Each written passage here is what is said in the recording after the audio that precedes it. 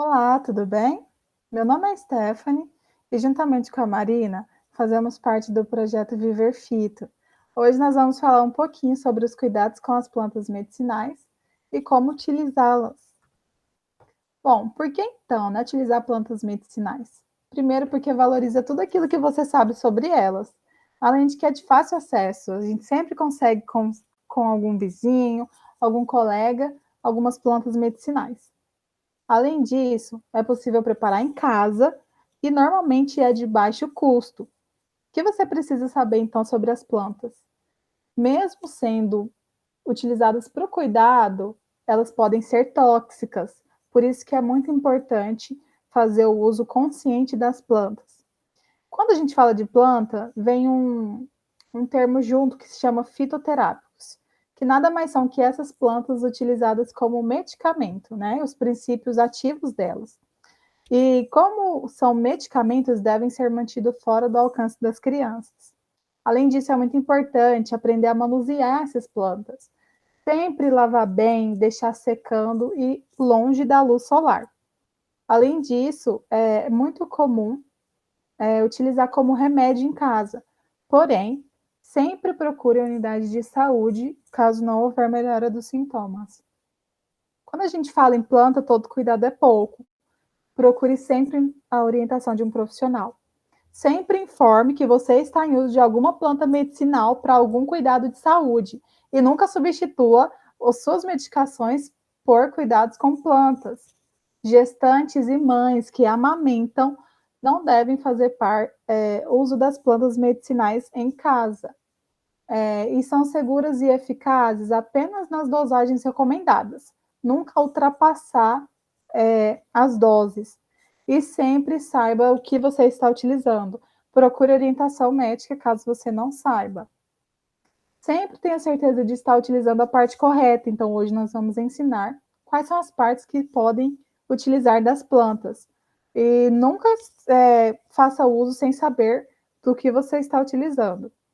Sempre verifique a data de validade do produto, o rótulo, procedência, o nome do responsável. E nunca utilize nenhuma planta que você esteja com aparência meio estranha, mofado, algum bichinho, ou aberto. Nunca deixe secar ao sol e não pegue nenhuma planta à beira de estrada, próxima de esgoto, porque você pode estar ingerindo alguma substância tóxica. Essas aqui são as partes das plantas que você pode utilizar: raiz, caule, que é o talinho, folha, flor, fruto e a semente. Aqui fica uma imagem para vocês do que mais ou menos são as medidas de colher de chá, colher de café, de sobremesa e de sopa, e a xícara para você fazer na sua casa depois os cuidados com as plantas medicinais. Agora nós vamos falar das principais formas de preparo dessas plantas e trouxe alguns exemplos que são bem próximos de nós, que provavelmente a maioria de nós já fez ou conhece alguém que já utilizou. O primeiro, eu vou falar sobre a infusão e a decocção. Eles são muito parecidos. Eles utilizam plantas que são ricas em componentes voláteis, aqueles que evaporam com mais facilidade. Geralmente são plantas que têm um cheiro bastante delicado. E aí a diferença entre elas, né, da infusão e a decocção, é que a infusão usa plantas frágeis, partes da planta frágeis, como flores, botões, folhas daquelas bem fininhas, enquanto a decocção usa plantas mais duras, então sementes, raízes, entre cascos e cascos.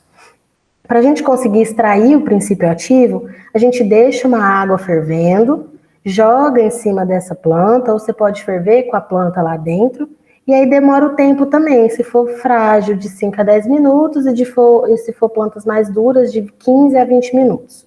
Aí a gente coa para não ficar nenhum pedacinho lá, e tem que utilizar no mesmo dia.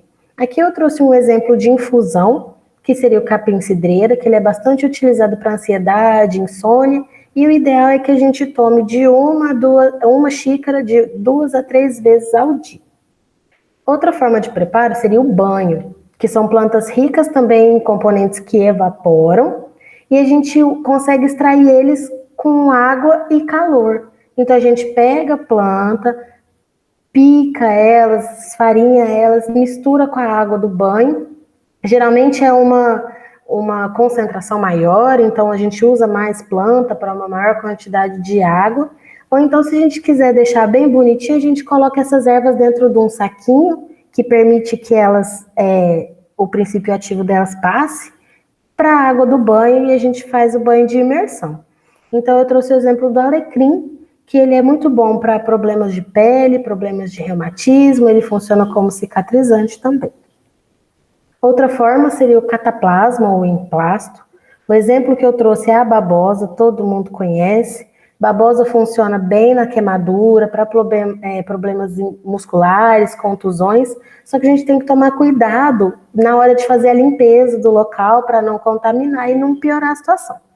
E aí o cataplasma é quando a gente pega essas ervas e amassa, e a gente cozinha um pouquinho na água e passa na região com um gaze ou com um pano bem limpo.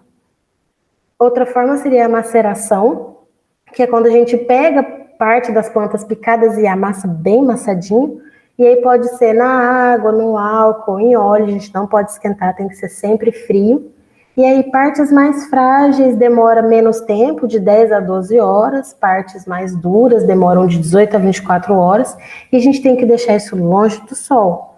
Um exemplo seria o alho, que ele funciona para colesterol alto, funciona para pressão alta, bem leve assim, e lembrar que a gente não pode trocar o medicamento que o médico passou pela uma maceração com alho, tá? A gente tem que manter a prescrição.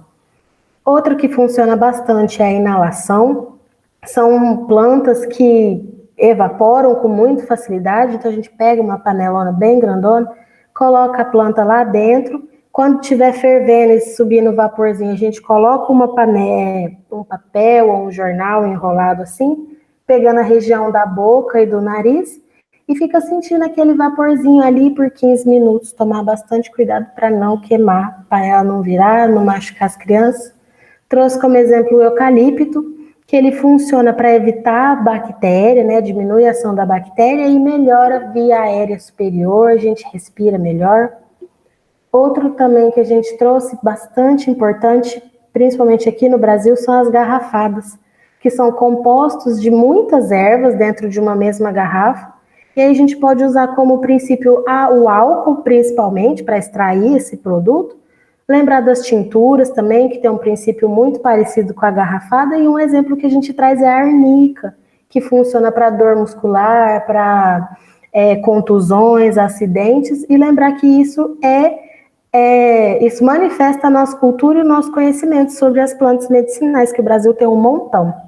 Então, foi uma forma da gente tentar produzir um material para vocês, para ajudar no cuidado com a saúde, da própria saúde, da família, e espero que tenha ajudado. Muito obrigada e até a próxima. Tchau, tchau. Até mais.